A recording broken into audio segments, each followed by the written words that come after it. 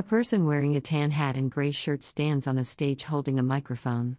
Behind them is a dark banner displaying text listing various U.S. government agencies and departments. Just hands, not voices. Put your hands up, not your voices. Excellent. Some of you have. Well, today you're going to get a taste of a powwow. Because here in the 10 to Many Voices, we invite presenters from all over the country and your community to do presentations for you on something related to the Lewis and Clark expedition and the cultures and peoples they met along the way. Well, with us today is Mrs. June Stewart. She's here to share with you some Nez Perce history, and her granddaughter, Marel. She's 9 years old. She's done her own beadwork, so you'll see these beautiful mirrors, and this little 9-year-old did all her beadwork. So let's welcome Mrs. June Stewart and her granddaughter, Marel.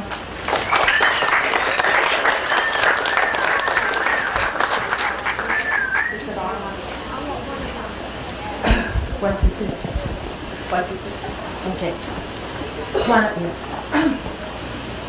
My name is June Stewart. I'm an Nez Perce Indian from here in the Lapway area. This is my granddaughter. Her name is Marel Shaw, and she'll be demonstrating 2 types of dances for you.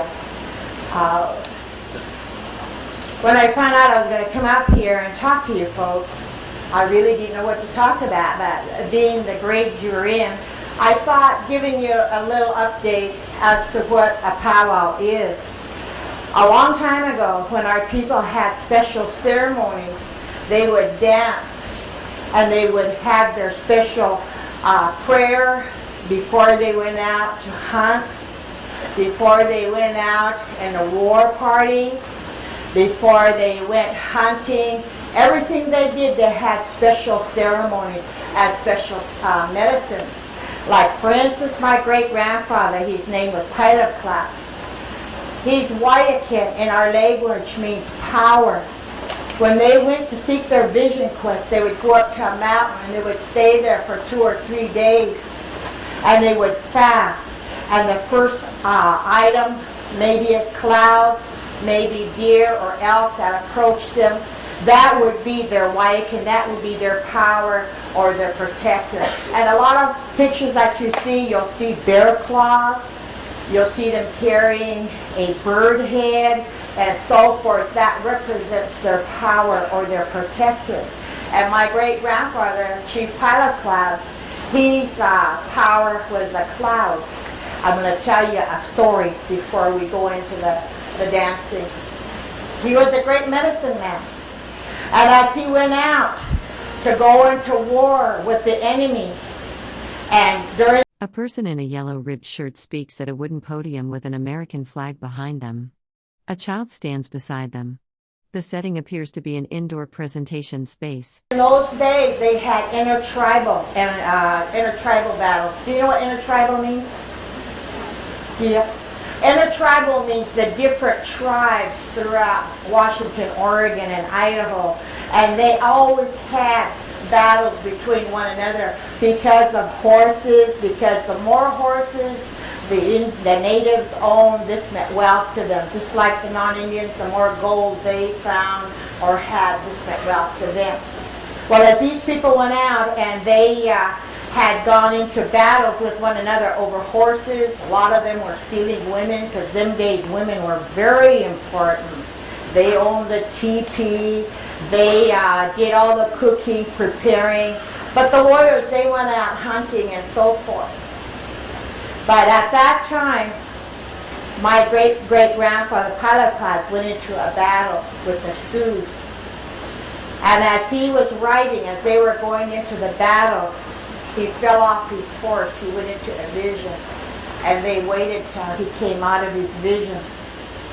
And he said within his vision, he had seen the warriors. And he had seen 3 warriors that were going to be killed if they went on this war party. And so what he did is he had them put out their rifles, their bows, whatever weapons they had. And as they went through, he pointed out, who does this weapon belong to? One of the warriors says, I. The next one, I. The third one, I. He demanded these three to stay in camp. These warriors were very angry. We're not staying in camp. We're going to go out to battle. And as they went into battle with the Sioux tribe, those three were the only casualties within that battle. So they had special powers, and their powers, their Wyakins, would protect them, and as they had special ceremonies. But now, as we progress in today's life, today now we call it powwows. And from all over America, we have different tribes, and they dress and they wear their regalia. And as they dance, the music, they can feel the music. Even little tiny babies, they'll be bouncing around to the music. It's just within the individual. And as you go to a powwow, everybody is welcome to a powwow. It is a time when everybody comes together. It's a social gathering. You may dance. They'll have intertribal when anybody can go out there and dance and participate. And then they have special ceremonies. And during those special ceremonies, you cannot video, you cannot take pictures because it's something sacred. For instance, the eagle feather is very important to the Indian people. A person wearing a yellow short-sleeved top stands at a podium with a microphone, gesturing while speaking. An American flag is visible behind them. A child sits to the right side of the frame. All natives, because the eagle, that's their protector. He's the one that has the sharp eyes, and as he flies, he can, as you know, he can spot a little animal on the ground, and he'll zoom in and pick it up and take off with it. The eagle is very important to the natives, and not only just to the natives, but to us as United States of America. The eagle is very important to us as United States citizens also. But I want to describe Marel. This here is what we call the fast and fancy dance. And the eagle feather, when you see women that are out there dancing in their buckskin, that's what we call tradition. If they have two feathers, that means they're married. If they have one feather, that means they're single. And in our traditional dance is the only time a woman can ask a man to dance. And I wanted to bring some little boys with me to demonstrate so that maybe we could have a little dance. But it was such short notice I wasn't able to pick up a young man to come out. Then you would have all been able to dance. But she has the eagle feather, which is very important. Now, if anybody ever drops the eagle feather, because the eagle feather is very sacred, they'll have 4 warriors. See, those days they had warriors that would come up and dance and tell a story of something that he had accomplished, maybe counting coup or whatever. But today, we don't have that anymore because we have moved on. We have assimilated into what we call the white race today. So now when they drop an eagle feather, we have 4 veterans that come forward.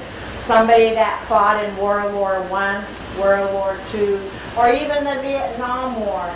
And they will come up and they will dance around that feather. As they dance around that feather, the drum will stop. And one person picks up that eagle feather. And as that person picks up that eagle feather, he will give a story of what happened when he was in the army. Maybe he saved somebody's life. Maybe he received a Purple Heart. See, nowadays when you're in the service, you can get all these different awards or medallions or medals for being heroic. Well, in those days, the Indian people, as they went out to battle, they had heroic times also. So the one individual will come up and he will give his story of what took place. A lot of them have been shot in the head. You'll see some of the warriors that will have their side painted. It represented that he was injured in battle. A person in a yellow shirt stands at a wooden podium on a stage. Another person wearing a colorful, multicolored garment with geometric patterns stands to the right. Both appear to be on a presentation stage with an American flag visible in the background. And that's where he was shot, or on this side, or they have paint on them which describes that they had been injured in the Army or the Navy or the Air Force.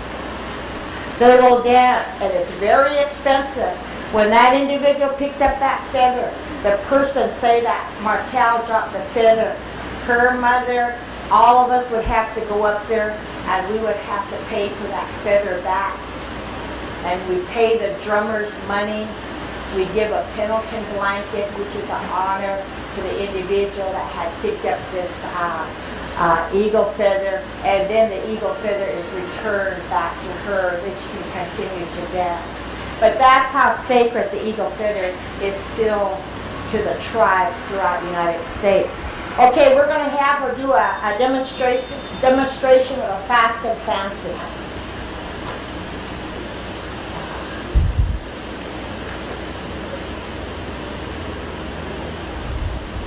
Go ahead and step right over there.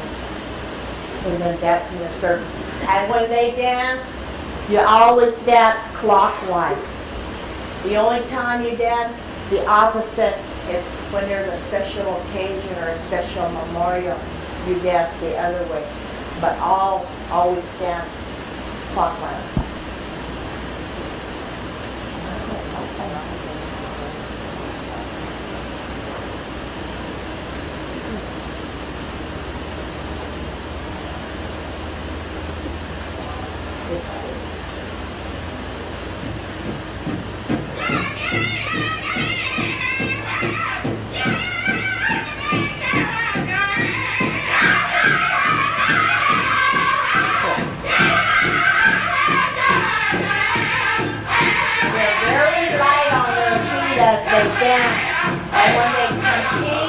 They will look at her feet, how she moves her feet, her arms, her head, when they're in competition in a powwow. And when that drum stops, they have to stop right at the drum beat. If they miss a drum beat, they take points away from them.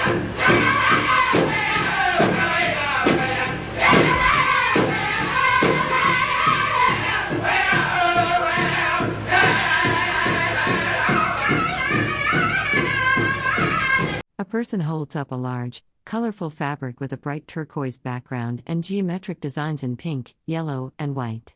The textile appears to be displayed or presented to an audience. Dance like a bird dances real light on their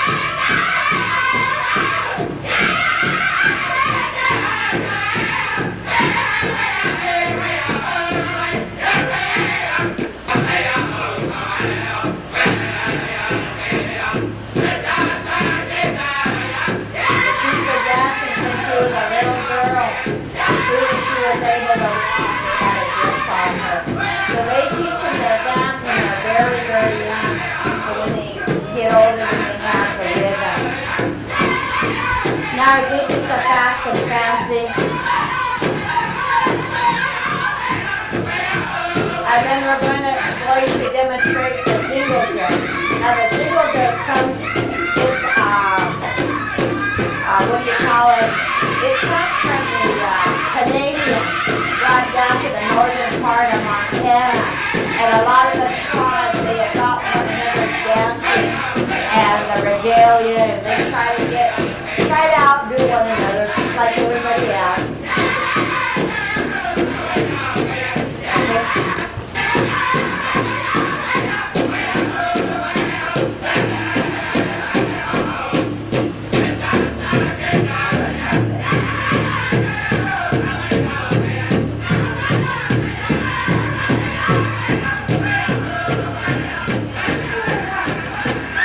We're trying to stop. Oh, it's down there. Okay, she's gonna go change her dress and then she'll be right back. Now the boys, they also have a fast and fancy, and if any of you, since you're from Grangeville or the surrounding area, and they have powwows here in Kamei or down in Lapwai, everybody is welcome to attend. It's a time when everybody comes together and shares. And when you dance, when you're out there dancing, you feel it inside you. It's just like when you folks go break dancing or you're modern dancing, you get into it, you show your face, you're into it. Well, that's the same way when they dance and they get out there and they dance around. They get that feeling. It's a drum that pounds inside. It's something that you can't really describe. Only I hope one time that you'll be able to get on the dance floor and that you will feel that. It's a feeling that is so great to a native. It's a medicine. A lot of times it's a healing. A lot of times it's a time when they're out there and they're praying as they dance. And there's certain rules when you're on that dance floor because it is sacred. It's just like when you go to church, you don't stand. A person in a yellow shirt stands at a wooden podium with an official seal, gesturing with both hands outstretched. An American flag is visible in the background. The setting appears to be an indoor presentation or speaking event. Certain spots in a church because it's a sacred part. Well, when they dance, that's the way it is. When they go out there and dance, they have rules that they have to obey by. And I hope one day that you will all be able to attend a powwow and go out there and dance, experience that. It is something that will give you a feeling that you'll be able to walk out and you'll feel like you've been in another world, let's say.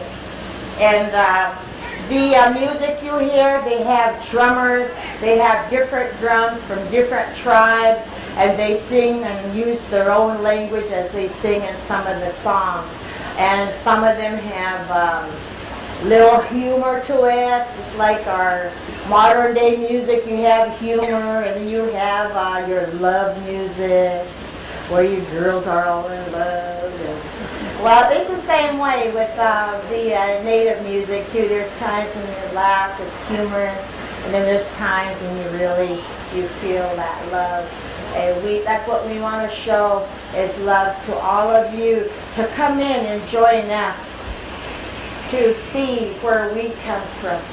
You know, you read a lot of books, they're all stereotyped, but until you learn and you know about the natives, you will know the true native. And they have a loving heart, and they give, and they give, and they give, and they'll give the last. And they love to share, and above all, they love to eat. When you go to any home, first thing they invite you to eat. That's why we're all nice and healthy. But it's an experience, and I hope you all have that chance to go into a family, to be adopted. You can be adopted if somebody really takes you in. I have a little boy, in fact, his mother works at the Park Service in Spalding, and I gave him an Indian name, and his name is Ha-Ha, which means bear. Because when he was a little boy, he was just a chubby little boy, and I called him Ha-Ha because he reminded me of a little bear.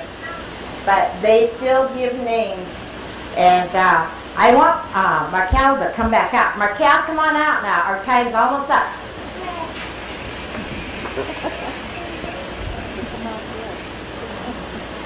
And this is the jingle dress, as I stated. It was adopted from the Canadians and brought down to northern part of Montana, just like you'll see the grass dance. That's the same way. They're all kind of adopted in. Even within our beadwork, if you look at the beadwork, a lot of the beadwork are adopted from the Crows, the Nez Perces in the area. A person in a yellow jacket stands at a wooden podium with a circular seal, positioned in front of an American flag. They are looking downward while holding papers at the podium.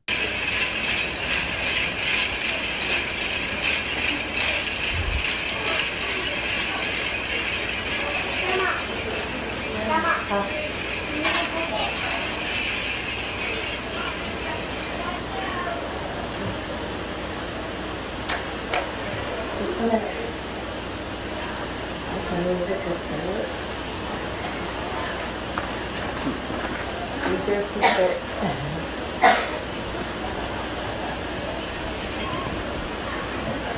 Oh, okay.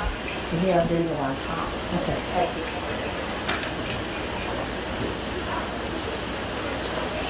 Just food.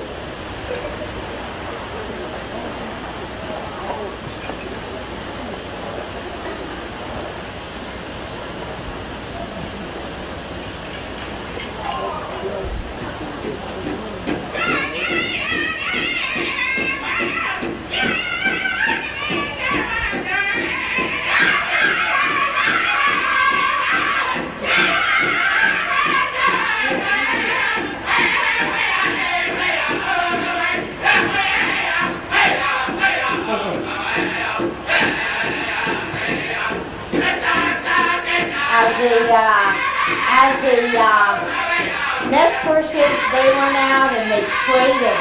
Sometimes the warriors would be gone from 2 to 3 days, and then they would come back and bring all their trade goods.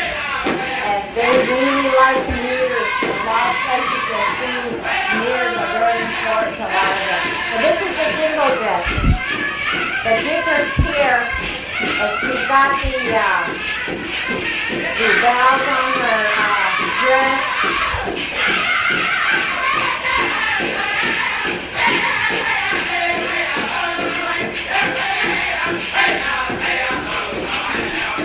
Holding a fan.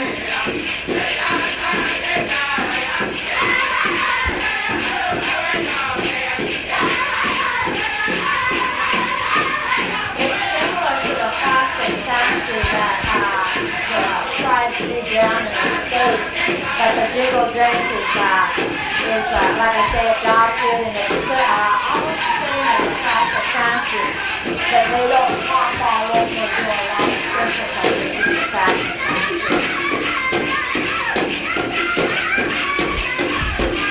I hope that you all enjoyed. I hope that you learned something, and I hope I have given you enough information to understand that a powwow is, that it's a time when the little ones till they're grown up dance and how they... A person wearing a bright pink shirt with a yellow butterfly design stands on a stage against a plain wall. They gesture toward a framed image on the right side of the stage. They feel it's just in them. You don't have to practice, it's just there. I want to thank you all. You all have a nice day, and God bless you all. Thank you.